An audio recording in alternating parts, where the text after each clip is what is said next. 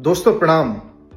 हमारे देश के लोकप्रिय प्रधानमंत्री श्रीमान नरेंद्र मोदी जी और हमारे बिहार के लाडले मुख्यमंत्री श्रीमान नीतीश कुमार जी के प्रति जो हमारे महान बिहारियों के दिल में रेपुटेशन है वो मैं बयान नहीं कर सकता। मैं स्वयं जाके देखा हूं जमीन पे, अपने गांव में और बिहार के कई अन्य जिलों में। अद्भुत रेपुटेशन उन्होंने कमाया है और यह रेपुटेशन सिर्फ अपने कर्मों से, काम से बिहार को संवारा है। आज क्या माताएं, क्या बहनें, क्या बुजुर्ग, क्या जैन जी, क्या युवाएं, सभी के दिल में हमारे प्रधानमंत्री मोदी जी बसते हैं। उनको पता है कि हमारा फिक्र करने वाला दो नेता है, जो एक दिल्ली में बैठा है श्रीमान मोदी जी और एक बिहार में है श्रीमान नीतीश बाबू। बिहार बदल रहा है और बिहार अब रुकेगा नहीं। हर बिहारी अपनी दायित्व को समझ रहा है।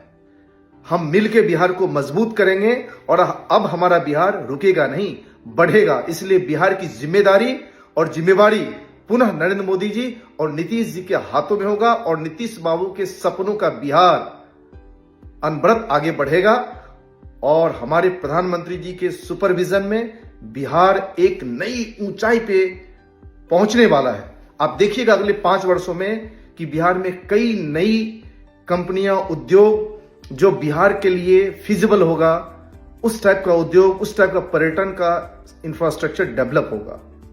तो मैं पुनः आप लोगों से निवेदन करता हूं कि 11 तारीख को जो द्वितीय चरण की चुनाव होने वाली है, उसमें भारी मतों से एनडीए को वोट करिए और बीजेपी की सरकार, एनडीए की सरकार, नरेंद्र मोदी जी की सरकार बनाइए।